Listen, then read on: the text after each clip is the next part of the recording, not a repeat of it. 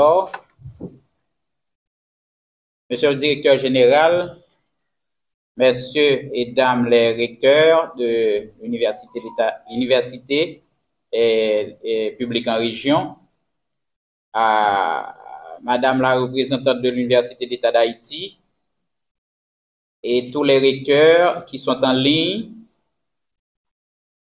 le ministère de l'Éducation nationale et de la formation professionnelle a élaboré un plan décennal d'éducation et de formation 2020-2030, un document stratégique d'une portée cruciale pour l'avenir du système éducatif haïtien.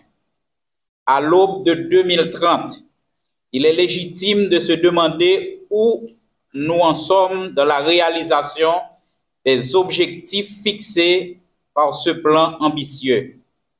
Le PDEF vise à faciliter l'accès de la jeunesse haïtienne à l'enseignement supérieur et à la recherche scientifique, des secteurs clés pour l'essor économique et le développement social du pays.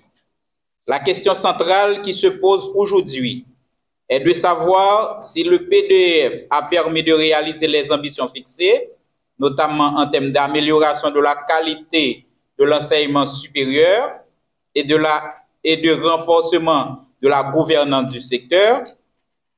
Cet atelier a pour objectif de dresser un bilan rigoureux de l'avancement de ce plan. En plus d'évaluer les résultats obtenus, il permettra de cerner les obstacles qui subissent et de proposer des solutions pratiques et réalistes pour y remédier. Cet atelier sera l'occasion de dresser un état des lieux des progrès réalisés dans l'avancement des objectifs du PDEF et d'examiner ensemble les résultats obtenus à ce jour. Il s'agira non seulement d'évaluer les éléments de réussite, mais aussi de mettre en lumière les défis et obstacles qui ont freiné l'atteinte des objectifs fixés. Enfin, l'atelier offrira une plateforme pour formuler les ajustements nécessaires afin de garantir la réussite du PDEF à l'horizon de 2030. Grâce à des discussions constructives, les causes des éventuels retards dans la réalisation des objectifs seront identifiées durant ces 2 jours, ce qui permettra de proposer des solutions concrètes. L'objectif prioritaire reste de faire de l'enseignement supérieur en Haïti un secteur équitable, garantissant la qualité et promouvant la recherche scientifique pour le développement du pays. Merci. Merci beaucoup, Dr. Judson. Nous accueillons Monsieur Jean-Luc Tondreau, le représentant du ministère de l'Éducation nationale et de la formation professionnelle, Mesdames, Messieurs les recteurs et présidents d'université, Monsieur le directeur de l'enseignement supérieur et de la recherche scientifique, chers collègues universitaires, chers collègues journalistes, aujourd'hui, nous sommes réunis dans le cadre du processus de la revue sectorielle conjointe de l'éducation en Haïti, qui est un processus qui est très long, qui se fait en plusieurs phases. Nous avons dénoté 4 phases dans les séances précédentes où nous avons présenté le cadre méthodologique et conceptuel de la revue sectorielle conjointe de l'éducation. La première phase, c'était la phase de sensibilisation et de recherche d'adhésion des parties prenantes du secteur éducatif haïtien. La deuxième phase, c'est la phase de la revue thématique, ce que nous commençons aujourd'hui en faisant la revue thématique du sous-secteur de l'enseignement supérieur et de la recherche scientifique.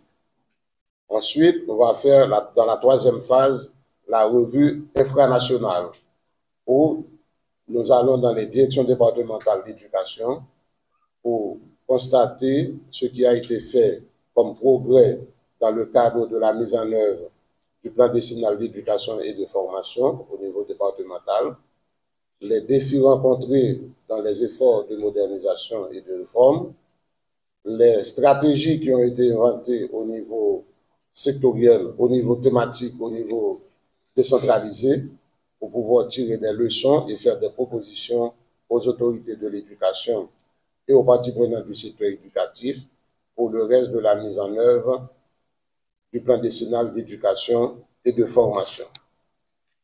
Ce processus, on dit revue sectorielle conjointe, c'est un processus qui implique tous les acteurs du secteur éducatif haïtien.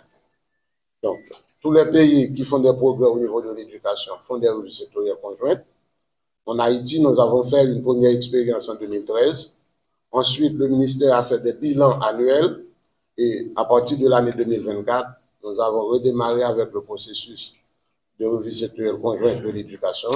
Nous espérons que ce processus nous permettra de nous réunir par thème, comme on le fait aujourd'hui pour l'enseignement supérieur et la recherche scientifique.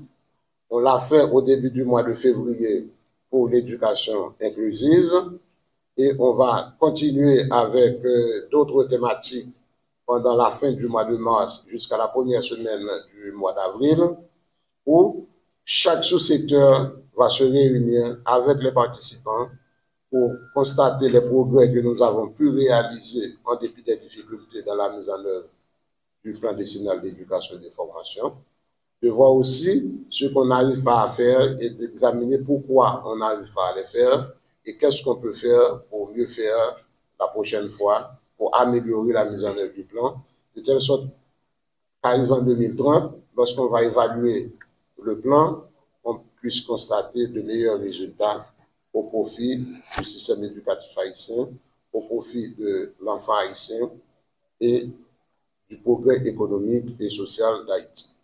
C'est un processus régalien qui se fait sous le leadership de l'État haïtien.